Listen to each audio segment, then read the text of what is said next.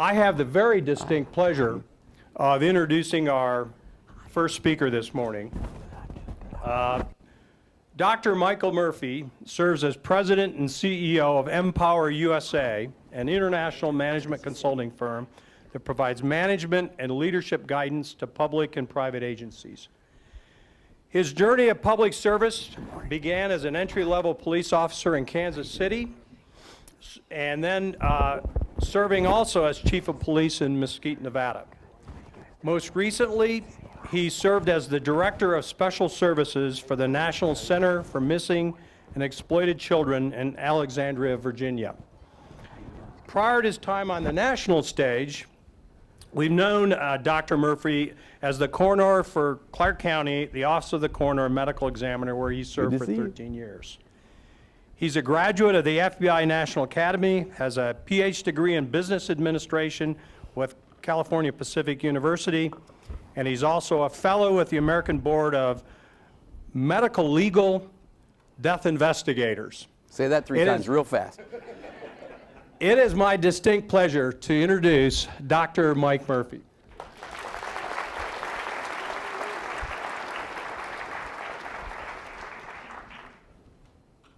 Good morning, City of Las Vegas.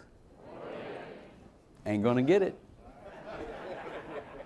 You guys always just do that just so I'll do it again, don't you? It's just all about making sure I get all excited and then you get all excited and we talk, right? You do have me trained. I'm wife trained, by the way.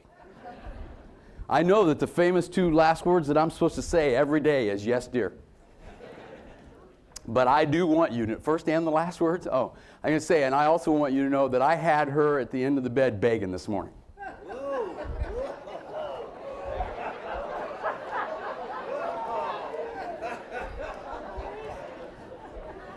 She said, "You get out from underneath that bed, you coward, and fight like a man."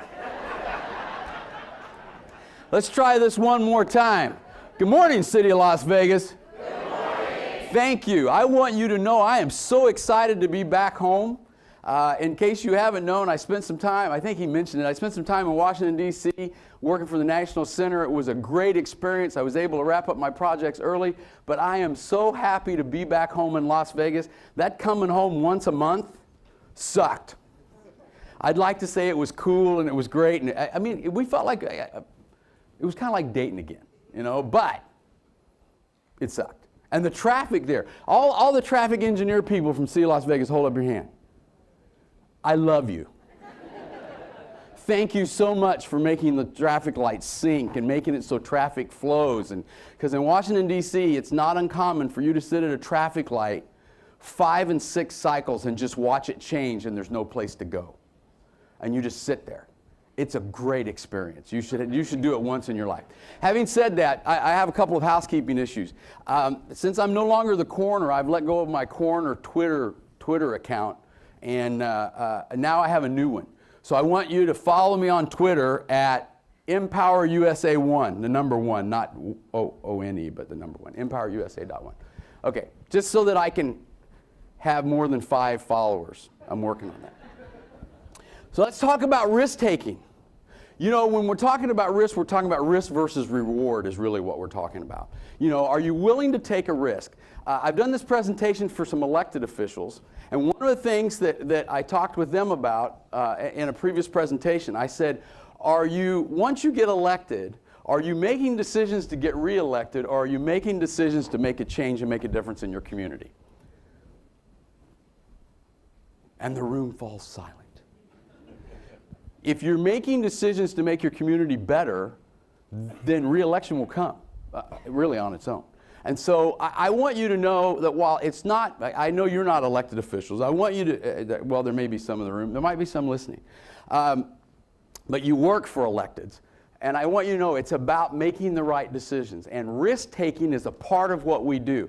I found it unique that a couple of years ago, actually about 5 years ago, I stood before you and went, oh, what are we going to do? The money's not here. The budgets are getting cut. Remember? Remember? And everybody was like, and I said this at the last presentation over at Development Center, which was, it was like deciding which kid got in the lifeboat. Now, we had union contracts that said who got to do what and what happened and how it happened, but watching those budget cuts, watching my friends and neighbors lose their homes was literally painful, emotionally draining. So we had all that happen, and then we started to come around. Then we did a program called The Storm Has Passed. We talked about what's next and how we're going to do it. So now I want you to think completely different. Now we're in the risk-taking mode, and it's risk versus reward. So we're going to talk today about that and about leadership and the art of taking risk. So, I have a little thing right here. I have to give you this disclaimer. Please bear with me for just a moment. The information contained and presented during this program is the sole purpose of education and enlightenment. Some slides may be graphic and are intended for the sole purpose of instruction and furthering the quest for knowledge, solutions, and justice. The views, comments, and conversations are my own and do not represent any group, organization, or employer other than Empower USA. Thank you very much. That's so that if you want to sue me, or someone says you used my stuff, I'm supposed to be okay. That's supposed to cover me. So I just want to let you know that that's the disclaimer, because I'm going to show you a lot of different things. I hope that you find it enlightening. All right? So with that, let's go on. You like the purple? Hey, what color are you? You got a color? Hold up your color. All the greens? Orange? What other colors are there? Blue? And by the way, can anyone tell what color I might be? Come on in and sit down. There's plenty of seats. Come on in, have a seat. And everybody's going, don't make me do that. Okay?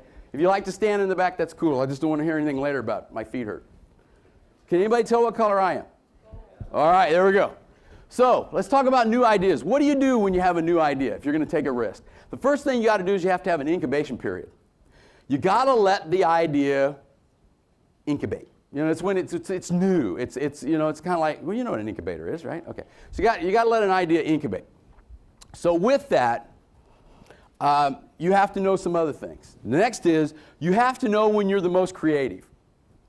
You should know when you are the most creative. I know exactly when I'm the most creative.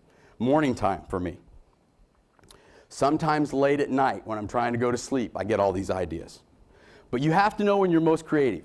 After 2 o'clock, I suck. You don't want to have me do anything after 2 o'clock. I shouldn't work on PowerPoints. I shouldn't work on talks.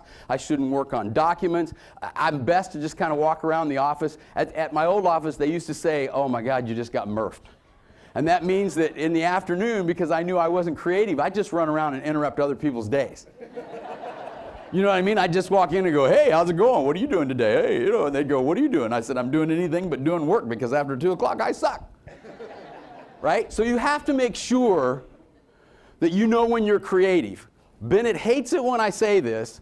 I'm most creative in the morning in the shower while I'm shaving my head. I know you don't need that image.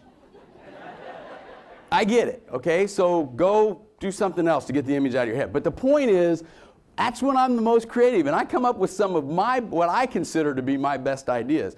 I would also tell you there's a lot of times where I look at her and I go, that's funny, I'm funny. And she goes, no, not really. So she helps keep me grounded. So know when you're creative. You have to know when that time is, and everybody has a different time. So the next thing is, if you're going to know when you're creative, what do you do with a creative idea? Have you ever had an idea and you thought, oh, that's a great idea, and then later on you went, oh, sure. The older you get, the more that happens. So if you're going to have an idea, you want to scratch some notes down. Now, there's a lot of different ways to do that. You can actually have a scratch pad, or a lot of phones now have a little voice recorder on them, right? You record notes, or you could send yourself a text. I've done that before. I've actually sent myself a text and went, don't forget to do that at 2 o'clock, whatever. You can talk to Siri, or you can talk to Alexa, or whatever. At one point, when I was living in D.C., I had an Alexa in my apartment, in my condo, and Bennett was like, who are you talking to? Who's that woman? No, I'm just kidding. It's Alexa, I swear. Okay, so scratch random notes. Next, free-flowing ideas. There are no bad ideas initially, but you have to let it flow. Don't restrict yourself. Think, just randomly, just random stuff. Just write it down. And when you're doing this and you're in a group, be a risk taker. Don't be afraid to say something that the rest of the group might go, oh, that's not a good idea. And then you got to let it incubate, right? Right? So, free-flowing ideas. And what color of personality should you have in your group while you're free-flowing your ideas? Orange. What about blue? What about gold? Yellow? What about green? Is it okay? Yeah, okay, green. Sorry, did I miss anybody else? You know, I just know this part's supposed to be purple. That's all I know. I'm going to tell you that you want every color in your group because each of them bring a different perspective and think from a different side of their brain. And if you limit yourselves to just your group color, then you'll get just those ideas. Now, when I was a police chief out in Mesquite, initially I thought it was a great idea to surround myself with people just like me. We had a million great ideas. We didn't get crap done. Because I'd go, this is a good idea, and I'd go this way, and then I'd go, oh, wait a minute, there's another idea, and then, oh, here's another idea. I couldn't finish because I was so busy with new ideas. So you want all of the color groups in your group so that you're getting a well-rounded process, and when you're thinking in a total concept, okay? And you want people that say, and I'll explain this more in a minute, you can't do that. That's the best part. When someone says, you can't. That's what I like the best. So, next, talk to others and kick it around. That's about what color your group is, right? You can't have food or drink in here. There's a big sign out on the door. Learn to clear your mind. If you've seen me present before, you've heard me talk about this, you got to learn to clear your mind. How do you clear your mind? What's the easiest way to do that? I'm proof that I've never used mind-expanding drugs. Think about that. You'll find that funny. Get it? Never mind. If you don't, you know my rule. If you don't laugh at my jokes, I tell more. There you go. Now we're getting down to the nitty-gritty. Okay, so how do you clear your mind? You've seen me talk about this before. This is a candle app. You can actually get an app on your phone that has a candle. For those of you that would like to be romantic, it will let you play music in the background. And you can like set it up in the, never mind. You're adults, figure it out. Right? This is a candle app. So I do this because the firefighters in the room, the firefighters in the room don't like it when I say get a candle and set it up in your bedroom or set it up in your office or wherever it is. So you get the app instead because that way nothing gets burned, right? And if you're going to put a candle somewhere, you want to put it in a fireproof process like a Pyrex dish or something, right? How'd I do? Underneath a sprinkler, yeah. Preferably, how about this? Preferably at a major hotel underneath a sprinkler head. Yeah, in your room. Yeah, that's a great idea, yeah. Yeah, Empower USA sued for $400 million last week. Okay, so here's what you do. You get this app. This is what about clearing your mind. It's a very simple meditation process. It will actually help you go to sleep, but it will also help you meditate. I had a problem one time where I did this in the office, fell asleep. That's not a good thing, you know, and then but all you got to do is go, oh, no, I was just meditating. I'm fine. Murphy taught us this. I was just meditating. One time I was in a police car and fell asleep, and then, you know, the sergeant came up and knocked on the window. That didn't go up, right? Knocked on the window, and I went, amen. Yes?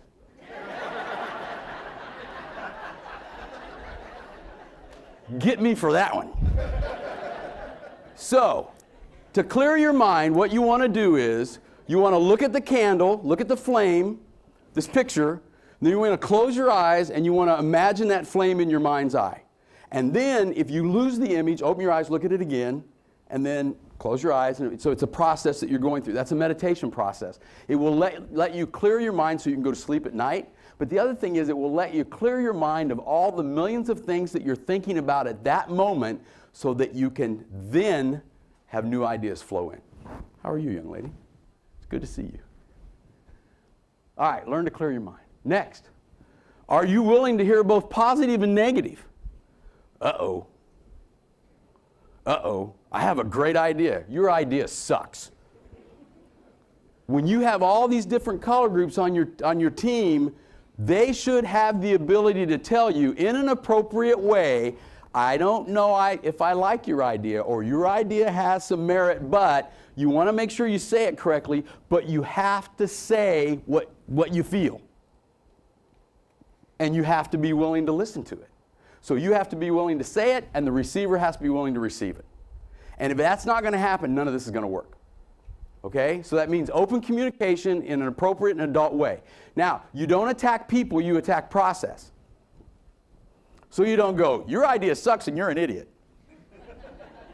Instead, you would say, I'm not sure I'm understanding your idea, or your idea, help me understand how this is going to benefit us or where this is going to go. Okay? So, for those of you that are leaders, managers, and supervisors, do you kill the messenger? When someone brings a problem to you, or they bring something to your attention that is not necessarily pleasant, do you kill the messenger? Because if you do, they're going to quit bringing the problem or the thing that needs attention or the challenge to you. They're going to just go, great idea, great idea. Oh yeah, let's go, good idea. And you as a leader, supervisor, or manager are going to be in one of those situations where you're going to be like the emperor that has no clothes. You're going to think that you've got a good idea, and everybody around you is going to go, oh, that sucks. You going to tell them? Nope. Is that what we're here for? Who do we serve in the city of Las Vegas? And I cannot tell you how excited I am to be here, because this is a vibrant organization. You do great things. You're great on social media. You're great with what you're doing with the downtown. You're great at your marketing. You're excellent at your branding. And I've used you as an example on more than one occasion when I was back in D.C. at the National Center. We ought to do it like, we ought to do, and so I want you to know you do an excellent job. But the question is, when something's not going well, do you feel you have the freedom to say so? And if you don't, before you have to give that negative message in the future, have a conversation with those on your team and those that you are supervised by and say, do you want the truth or do you want the standard answer? Because if you want the truth, sometimes that's painful. Next, will you kill a program? Man, oh man, are we good at creating programs. Man, we create programs all the time. And some of them programs are amazing, and others of them suck. They're just not very good. I was talking over at development yesterday, and I said, you know, at the county we have this program about shopping carts, and you can see some people bristle up. Because now I guess you collect them and then you sell them for scrap. So that's a program that wasn't necessarily, in my opinion, a great program, but now it's something that's given benefit back to the organization, so that's a good thing. But at the county we had a program, and then all of a sudden they came up with cart wranglers, you know, which was a private business. So, but the county stayed in the business, and I'm like, why are we still in the business? If they got if private's doing it, right? So sometimes, why wouldn't we want to put that resource somewhere else? Well, now if you're turning around and grabbing them and then you're selling them for scrap, well then, hey, that's okay. But are we ever willing to kill a program? We're willing to start programs all day long. And I might give you this extra tidbit of information. If you don't take anything else in college, take a marketing course. Take a marketing course. Because you are selling yourself and your ideas every single day to your bosses, to the public, to everyone that you come encounter with, and a marketing course will help you understand how to do that. So, are you willing to kill a program? If you're not, then don't start it. Because if you're not willing to kill it, if it's not successful, all it becomes is an anchor around somebody's neck, and we're dragging this thing for the next 5 or 10 years, and everybody's going, that program sucks. Yeah, well, you know, we got to do it now because we invested in it. So that's why you want to think about that. Next, what's up next? Think before you implement. So you want to put some thought to it. You want to kick it around with your group. You want to talk to other people about it. You want to get input. You want to make sure you get input from all the people in your group, both negative and positive. Figure out how you're going to flesh that out, and then think before you implement. And then take calculated chances. That's risk versus reward. Let me see if I can give you an example of a calculated chance, and I'm going to have you hold your hand up and tell me if you think that this is a good idea or not. Okay? 6 years ago, I had a full knee replacement. Full knee replacement. 6 months into it, I said to my doctor, can I water ski and snow ski again? And he said, I won't make any decision on that until it's been in place for 1 year. Okay? Now, I'm proud to tell you that I have full range of motion. I can do everything I need to do. You can't tell which one it is, probably. I don't limp. This one makes a little noise. I can get down on one knee. I can get down on both knees. Everything's working great. At the year anniversary, that's the risk versus reward concept. At the year anniversary, I said to him, can I snow ski and can I water ski? And he said, yes. Is that a good idea or a bad idea? If everybody thinks that's a good idea, raise your hand. Thank you. Risk taking. Everybody write those down. Those are the risk takers. Everybody thinks that's a bad idea, raise your hand. Everybody that don't care, raise your hand. Okay, here's what the deal was. I didn't give you the rest of what he said to me. You can absolutely water ski and snow ski. He said, but you need to know it's a risk versus benefit analysis. What? He said, if you break the prosthetic out of your bone, which I have seen happen, it will be the most painful experience you've ever had in your entire life. And you could actually lose the use of your leg. But can you do it? Yes. Should you do it? Risk versus reward, you make the decision. Now, everybody that thinks that's a good idea, raise your hand. See where I'm going with that? So you want to take calculated chances. You're wondering whether I do that or not, aren't you? I'm not telling you. I have not done either since that, but I'm thinking about doing it this year. Okay, because I've forgotten how bad it hurt when we fixed it. Anyway, okay, don't be afraid to rethink. You come up with this great idea, you kick it around, you're going, everything's going. Don't get so invested in the idea that you can't go, you know, we might want to pause with this a minute, or we might want to back down on this a minute, or we might want to hold on it a minute. Remember, we've got to let it simmer. We've got to let it simmer. I'm terrible at letting things simmer. I talked about it yesterday. When we cook with a crock pot, right, I open the lid like 9 times a day. And I just read a deal about that. It says that that's not good because it makes it start all over, which is why when I cook with a crock pot, it sucks. You know, that's my favorite word. So when I put something in the oven, I always open and look in and touch it, and you're not supposed to do that either. So I'm not good at letting things simmer, but you do have to let things simmer. And this is a hard one for everybody. Exercise self-discipline. In everything you do, it is your responsibility to exercise self-discipline. In your education, in your work, in your private life, in your home life, with your family, in everything you do, it's about exercising self-discipline. And that is going to be the hardest thing to master, but it is going to be the thing that gives you your greatest reward. So I would tell you that you always have to exercise self-discipline. And that means that someone might tell you, it's a great idea, and you're like going, I'm going to run with it. And then in the back of your mind, you're like, I think I need to spend a couple of more minutes thinking about it, or I need to get somebody else to buy in. And then you go, nope, I'm moving forward. That self-discipline would have said to you, let me get that last buy-in before I move forward, okay? Now, having said that, don't be paralyzed by indecision. Oh my gosh. We've all worked for supervisors. We refer to their offices as the black hole. Everything goes in, nothing comes out. And decisions only get made by default. In other words, there's never a decision that's made. It just gets made because a decision was never made. And that's the worst decisions. Trust me when I tell you this. You're better off making the bad decision and then fixing it than you are making no decision and let the decision make itself. So, there's a book called Ready, Fire, Aim. Ready, Fire, Aim. And really, you don't even have to read the book. And I'm not endorsing the book, but I'm talking, sometimes it's about pull the trigger. Make a decision. That's what you're paid to do. Take a risk. Sorry, I'm yelling at you. These are the things I love to hear most. For those of you that are old enough, most of you in this room are not old enough. This is from Space Odyssey 2000. And if you remember correctly, Dave was shutting down the computer HAL. And the computer kept saying, "What are you doing, Dave?" And he was like pushing buttons trying to shut it down. He's, "Dave, what are you doing?" I love it when people say you can't do that. That's the thing you want to attack the most. When somebody says, "I can't do that," I go, "Ooh, now we really want to look and see what we can do with that."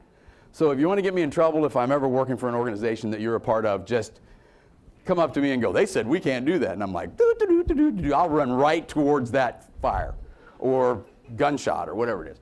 Okay, you can't do that. So the next one is, we've always done it that way. I'll let you read that. Take just a moment and read that. Can everybody read that? Can you? Okay, I'll read it for you. Can you email the test data to me? We don't do it that way. That's not a reason. We never give a reason. Nothing you say means anything. That's how we've always done it.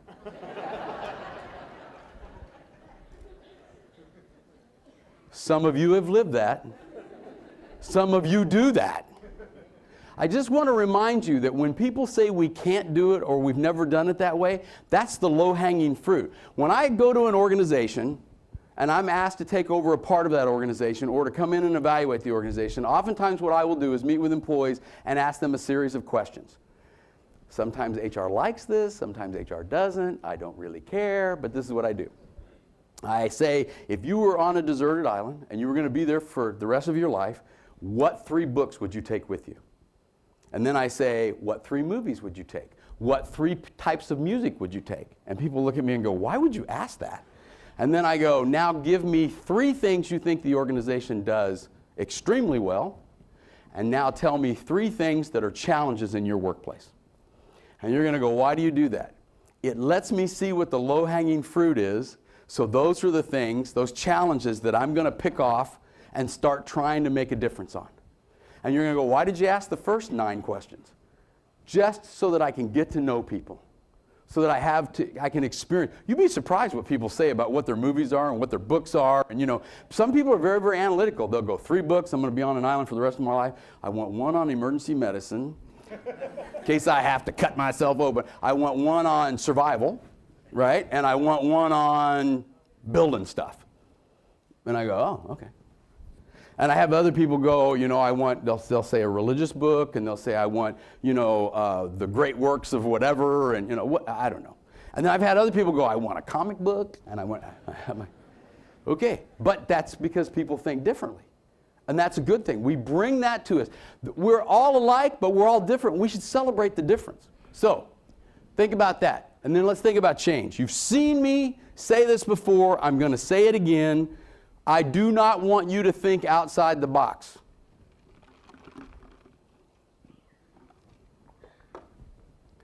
Blow the box up. Blow it up. Think so radical and so different that when you come up with an idea, people look at you and go, what? And then they go, hey, right? So I want you to blow the box up. I want you to think so differently that now it's not about thinking outside the box anymore. We've done all that. And we've also done, we're now cutting the fat in the budget. And then we went and we cut the bone. And then we cut the budget. And we did more with less and less with less and less with more less and less with more than less. And now we're starting to feel a little breath. But that doesn't mean we get to waste our resources, right? So blow it up. Think differently. Next, how do you manage change? You have to be willing to take a risk. You have to make sure that what you're doing serves the mission. What's the mission of the city of Las Vegas?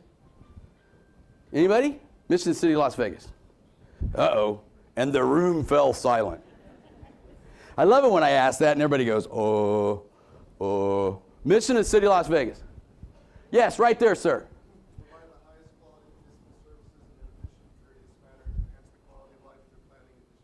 Give this man a round of applause.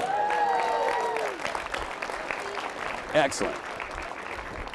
Did you write it? Oh, okay. Because usually one of the things, the guy that can recite it is usually the guy that wrote it. I mean, you know, guy's a multi-gender term for me. I don't want to hear anything about guy. He said guy, not girl. Okay, so, and I want you to know, whether you can whether you can recite it verbatim or whether you just know, it's to provide high quality of service to the citizens, which are our employers, right? Right? They're who we work for. And if you live in the city of Las Vegas and you pay taxes, you work for you. And I don't know about you, but there's been some times when I was over at the county, I saw some waste and they went, oh, don't worry about it. And I went, oh, no, that's my money. And I'm going to run it like a business, because it is a business, right? So we don't just make decisions because we got the money. We make decisions because it's the right thing to do. So we have to make sure that whatever you're doing serves the mission. And I know there's another speaker that talks about never fail. I'm going to tell you, you must be okay with failure. Failure is not a place you live, it's a place you stop at. If we were not as a group or as individuals or as a human race willing to accept some level of failure, we would not have all the inventions that we have today. Heck, we wouldn't even have a Post-it note. That was created by accident, right? Now, here's the deal. If you say to me, oh, I love failure. What? No. And there are some times when failure is not an option. Law enforcement, when they're in an active shooter situation, failure is not an option. They got to move forward. Firefighters, the same way. Medical personnel, there's all kinds of things. Traffic, when you guys put together traffic systems, we can't go, you know, there's an acceptable level of failure. If you have green lights in all directions and 30 cars crash, hey, we call that standard breakage. No, I call that chaos. So there are some levels that you can't fail at. There's no doubt about it. But when you're floating a new idea, or when you're working on a project, and there's a possibility of failure, do you let the fear of failure stop you from moving forward? If you do, then you are in fact doing a disservice to you and your organization.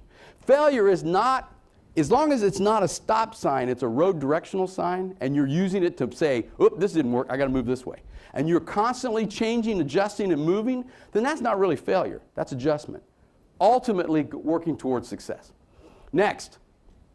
Are you willing to let it simmer? I've already talked about this. I'm not good at that. I think you can tell my personality is not good at simmer.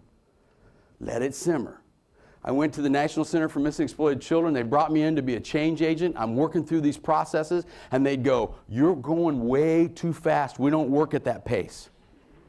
And I went, but you said you wanted, and they went, well, we do, but we don't want it that quick. What? So sometimes you got to make sure you find the right fit, right place, right time, but you got to let things simmer. And I had to learn to let things simmer. You know, when I dated Bennett, I wanted to move forward with the relationship. She wasn't that hot on the idea. We had to let it simmer. I'll leave it at that. Do you remove roadblocks? Are you a person that throws roadblocks up, or do you remove them? Do you look at roadblocks as roadblocks, or do you look at them as challenges, opportunities, stepping stones? You've heard all of those cliches, but the big deal is, do you remove the roadblocks? Or are you all about the roadblocks? So that when you have this whole team of people with all these different colored things, right, there's going to be people that are going to go, oh, no, we can't do that. And you're going to go, tell me why, and then we're going to work through that, and then we're going to move on. We're going to look at the roadblock as an opportunity, not as a roadblock. Okay? Next. Do you encourage or fear change? Change is the only constant. How many of you have been here for 5 or more years? 10 or more? Okay. Then most of you know, I'll try not to get emotional about this, because I'm telling you, the last 10 years, in my opinion, have been the hardest 10 years in government. So most of you know what we've been through, all of us. Trying to keep our homes, trying to keep our families supported, trying to make sure we took care of everything. This economy beat us to our knees. And yet, we're still here. We are still here. We're still serving the community, and we're still doing what we're supposed to be doing. Give yourselves a round of applause. I don't think that was good enough. Put some excitement into it. Yeah.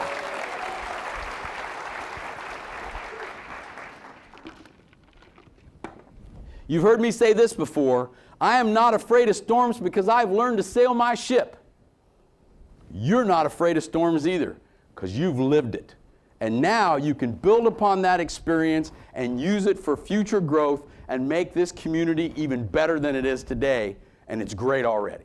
So having said that, don't fear that. And you need to embrace new ideas.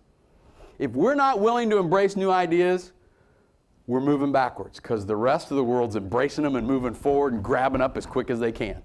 All right, so let's talk about some risk. I'm going to give you some examples. In 2002, I met with all the employees at the coroner's office, made a decision to put dead people's pictures on the internet. It was not my idea. It was one of those, I'm asking questions, and they went, we should put dead people's pictures on the internet. And I went, okay. Because I didn't think it was a bad idea, right?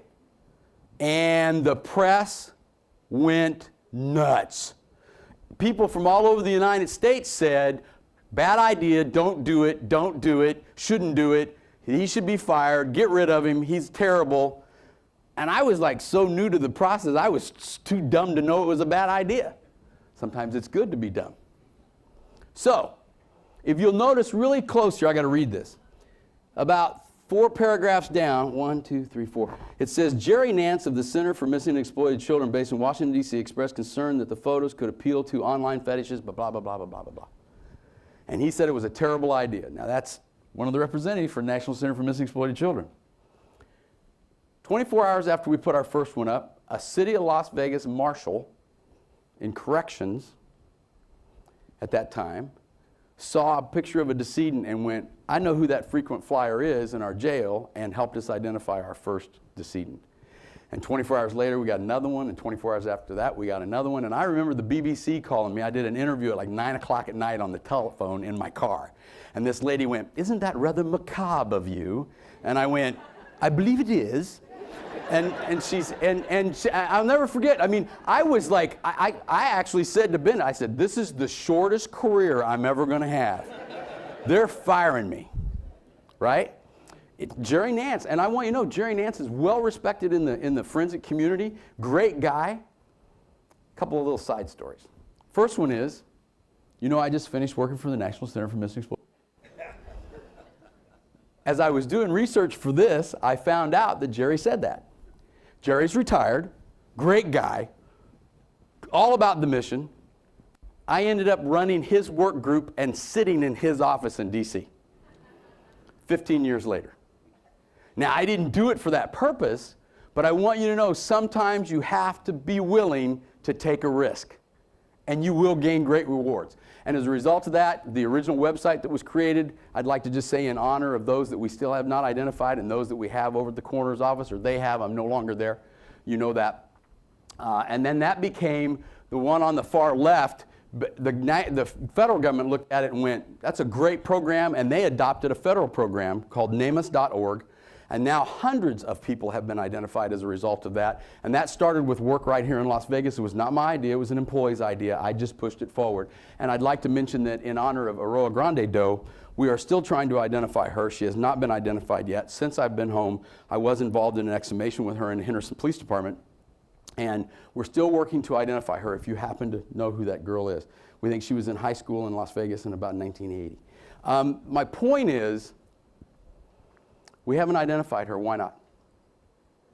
I believe in a higher calling. And I believe that sometimes she serves a greater purpose. Hundreds have been identified because of us trying to identify her, and it's just not her time yet. But her time will come. So, are we willing to take risk? You have to be. Let me give you another example. This is Boston Baby Doe. When I took over took my part of the organization at National Center, the day I walked through the door, this case had just happened. My work group was responsible for helping identify who this was. Her body was found on the shore of Boston Harbor. And this picture was pushed out to the media. At that time, it says there was 923,000 people that looked at it. Ultimately, there were 54 million looks at this image that was created. This is not a picture. This is actually an image that was created by our unit. And that's the clothing that she was wearing. She was a homicide victim. We started thinking outside the box and doing things differently. One of the first things we did was we kept contact with the investigating agency every day for 93 days. 7 days a week. And they worked leads every day for 93 days. On about day 60, 63, they started losing hope. And you know, the light of hope burns eternally bright in my world. And so we pushed hard, and we got together as a group, and we said, what can we do to re-energize these state police, Massachusetts State Police? And so I said, let's send them a care package. So we put together a box, and we ran around the office grabbing all the hats and tchotchkes and all the stuff we could find, and we donated, everybody threw money in, and we bought energy drinks and energy bars, and we got a couple of, motivational cards and passed them all through the office and had a couple hundred employees sign them, and we said, don't give up on Boston Baby Doe. We're not giving up on you, you don't give up on them. And they looked at hundreds, if not thousands of leads on this case. And one of the things that came up was a new science that's called pollen. Pollen's not new, but the science of knowing where it came from is. And we said, let's take a risk. Let's send the clothing to Border Patrol and Customs and let them do a pollen test.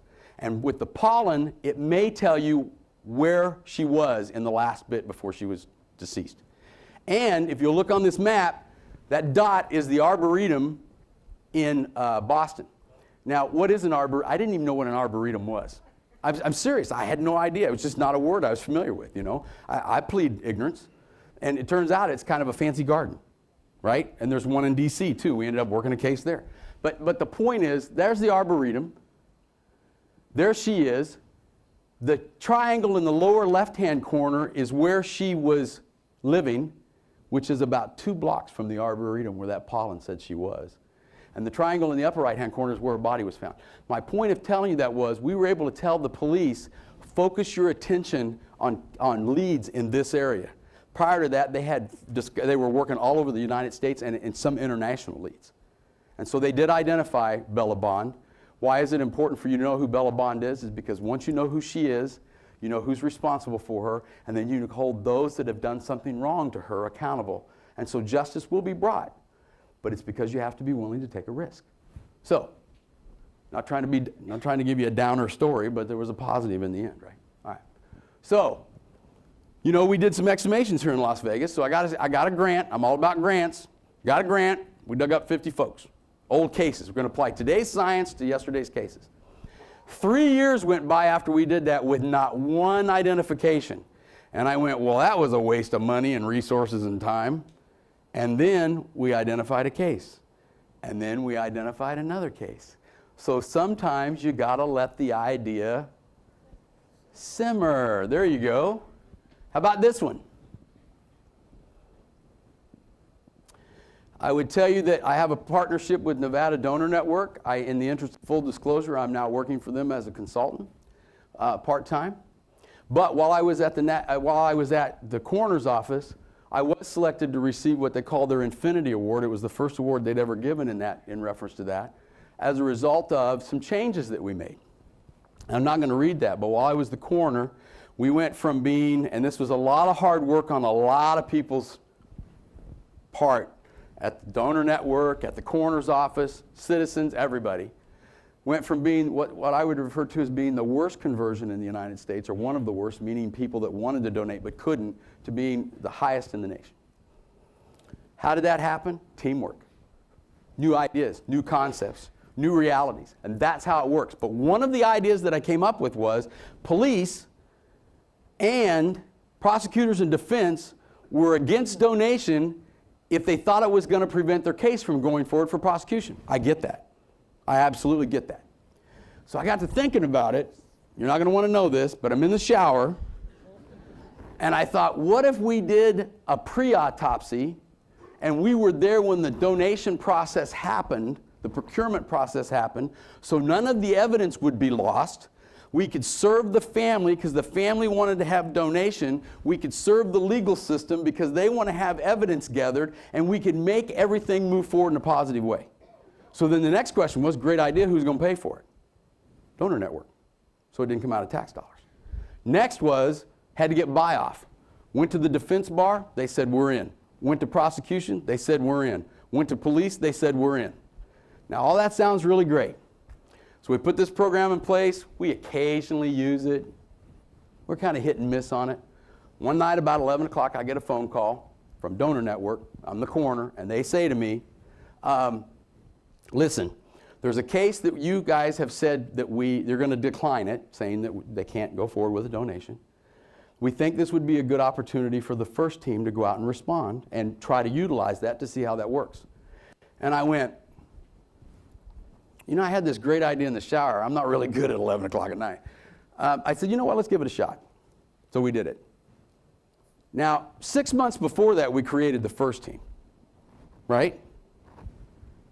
Now we got this situation. I go to work the next day. Now, in the process, you don't know who the donor is. The donor doesn't know who the recipient is. All that's kept separate. I go to work the next day. My secretary is at her desk, and she's weepy. She's weepy. And I'm like, Nicole, what's the matter? And she said, now, you know, I didn't talk to her that night. I didn't talk to her about any of this. And she goes, you're not going to believe what happened. I said, what?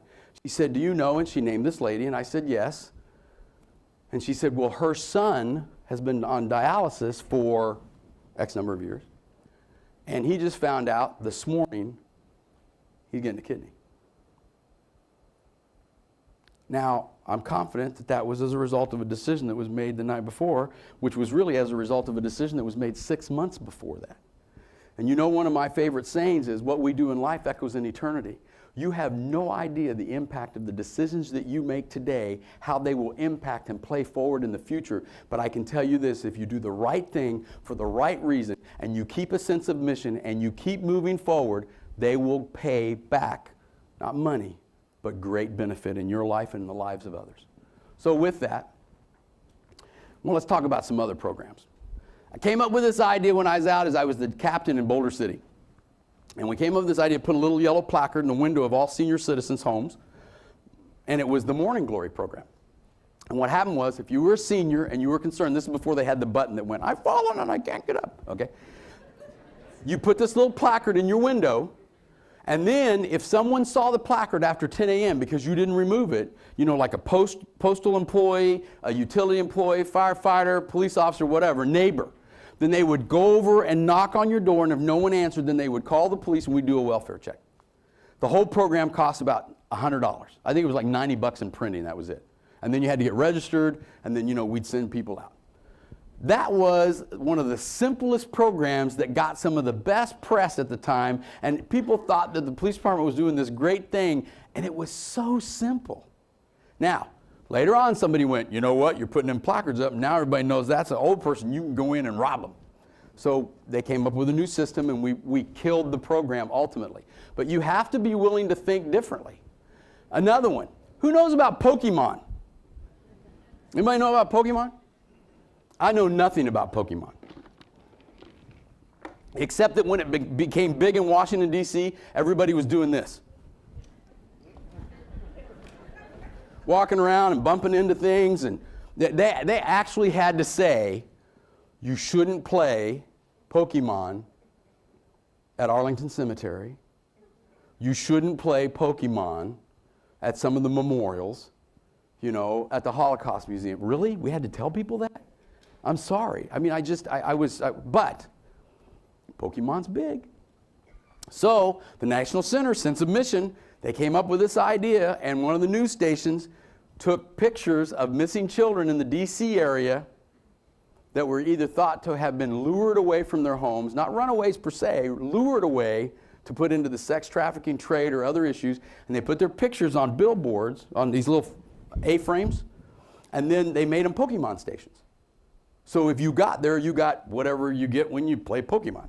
I don't know. So that's me out in front of the National Center being interviewed, and they started out at 6 in the morning with me at the morning show getting interviewed, and then saying we're going to put these out all day long. What's our sense of mission? Finding kids. It's our mission, finding kids. Does something like this work? That day, we identified one kid, and out of the 25 that were out there, brought that child home and to safety because of Pokemon. Now, it wasn't my idea. It was not my idea. It was somebody else's idea. I was just the person they stuck out in front of the camera to go, play Pokemon, it's a great idea, you'll find kids, here's the picture, do the thing. And they went, perfect. And it worked. But somebody came up with an idea and was willing to take a risk. What if we wouldn't have found anybody? Okay, but how's it said you're going to miss all the shots you don't take, right? Okay, so something to think about. This is just one to tell you that the coroner's office here in Las Vegas, Clark County, is accredited by both the International Association of Coroner Medical Examiners and the National Association of Medical Examiners. Two accredited, both, that's the high accreditation you can get. They're the only one in the nation that I'm aware of accredited by both. If you're a firefighter, it's kind of like your ISO rating, right? The reason that I mention that is because why would you do that? Why would you waste the time and resources to make that happen? Because if there's an accreditation process anywhere in your organization that you can go through, I strongly recommend you do it, whether it's SHRM or HR, whatever it is. And here's the reason why. Because it says to our community that we're willing to stand to a higher standard than what we say is appropriate. We're willing to stand to those standards that are either at the national or international level. And legally sometimes, I do not provide legal advice, by the way. For the attorneys in the room, they can do that. But sometimes when you're on the witness stand, which I have been, and they say, why did you do it the way you did it? You went this way rather than that way. I could say, well, because those are international standards that are established by, and we live by those standards. So it's just another part of saying we're willing to put our work up against anybody's, and we're proud of what we do. So what are some other things we can do? When I was the police chief out in Mesquite, we had a 30% increase in Spanish population, Spanish-speaking population. Had nobody that spoke Spanish. That's a problem. So, identified a federal program. We sent all of our people to Spanish immersion. It took us about a year to get it all done.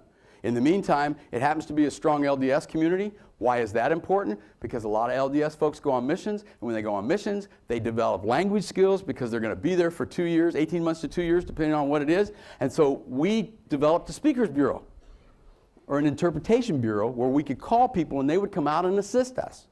But we took a problem, turned it into a challenge, and solved the issue for the betterment of the mission. And it was really simple. And it started out with communication. All right, next. Over at the coroner's office, we have this. We have the DUI program, the coroner visitation program. They do, I don't. I don't work there anymore, sorry. And one of the things that was very controversial, the gift shop. And yet, that money goes towards youth program, funding kids that can't pay to go to the school. Worked out really well. I'm going to show you some more real quick. Having a partnership with Nevada Donor Network where they assisted us financially at the office, allowed us to keep the morgue open 24/7 so that benefited the taxpayers. Another one was having transportation fees where the mortuaries, this was actually created back in the 60s, where the mortuaries pay the coroner's office for transportation. Everywhere else in the nation, coroner's offices pay the mortuaries. It's a long story, but I can tell you this. It's a great partnership between private industry and government. And it saves the taxpayers a lot of money. Death certificates. We came up with the idea of charging money for death certificates, $1 for every death certificate that was issued. So that instead of going to the taxpayers or the county mothers and fathers and saying, we need more money for training and equipment, we generated it. Sometimes it's a good thing to come up with your own funding, right? Another one I would tell you about is, if you're not taking advantage of every grant opportunity in the world, trust me, there are communities all over the United States that are willing to take that money. I would hope that you're taking you want to get up to that grant trough and take a big, deep, long drink. Because that money's going to go somewhere and it might as well come back to Las Vegas, right? So that's stuff you can get with that. The next one is, you want to remember that partnerships in the community are good. And you want to do what I call R&D, which means program, and you can do R&D on programs, policies, funding sources. You know, I talked to you about the logo work. Can you read that? It said, that's worrying. No sooner has he invented the wheel than he becomes the first victim of a road traffic accident. It's probably corner humor. I thought it was funny. Right? Okay, so we want to R&D, and I want you to know that community partnerships are important. One of them that I loved when I was over at the coroner's office, partnering with fire. Why is that? Because the stuff they can't use anymore, like helmets and bunkers and turnout gear and boots and everything, because they won't work, is perfect for our staff to wear when they go in after the fire's over with, make sure stuff doesn't fall on their head. May not be fireproof anymore, but it's what we could use. So I like to practice R&D. Look closely at that slide. R&D. Look closely at that slide. Rip off and duplicate. Dr. Laxmanan over in, he's now retired, but he was the coroner over in LA. I went to him all the time with ideas, and he went, oh, I got a better idea. And he'd give it to me, and I'd steal it and bring it back to Las Vegas. And this is what he would say to me. He actually would say to me, I don't care that you do that, but if you make it better, let me know so I can make my program better too. We're in this together. At one point, I stole so many ideas when I was the police chief out in Mesquite. In the state of Nevada, they referred to me as the thief of police. And you can get all kinds of things. And all of those I took from somebody else. Thank you. All of those I took from somebody else. And so there's some of the partnerships. And remember this, you don't have to own every piece of equipment. I'm sure the city would love me to say that. You don't always have to have all the binder machines. You can use them between different departments or different groups. Look at everybody laughing and go, no, we can't. That's my machine. I'm not giving it to anybody. I'm just telling you that sometimes you got to borrow and loan. And don't forget the federal government has all these programs where they'll loan you equipment, permanently loan you equipment. They give it to you for $1. Now, I would tell you that having been in government for a long time, you always have to be careful when somebody comes up and goes, I want to give you this.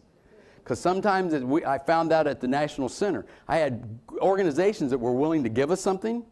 And it's like, they just gave us a pony.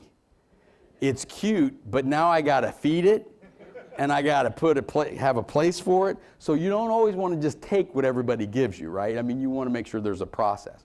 But you certainly want to know, I want you to remember that you can borrow and loan. You don't have to go out and buy everything. Or you can share.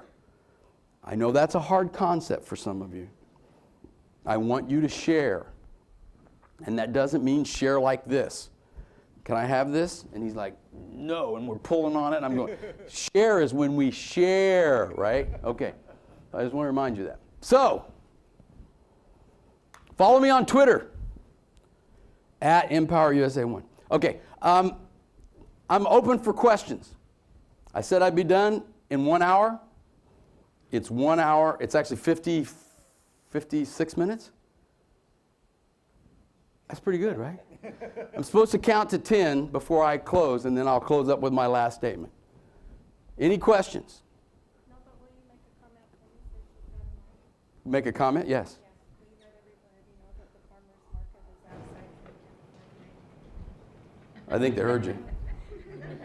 Ladies and gentlemen, the farmer's market is open today from 10 until 4 out front of the building.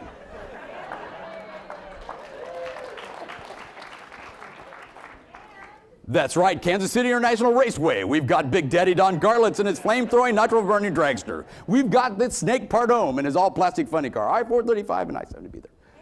And the mobile medicine The mobile medicine is out front, is out front just today.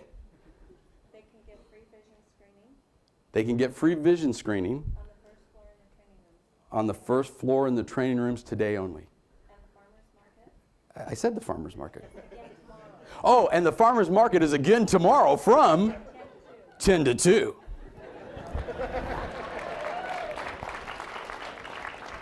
Does anybody have any questions? I'm supposed to count to 10. I know you've listened. They always say once this hurts, this stops working.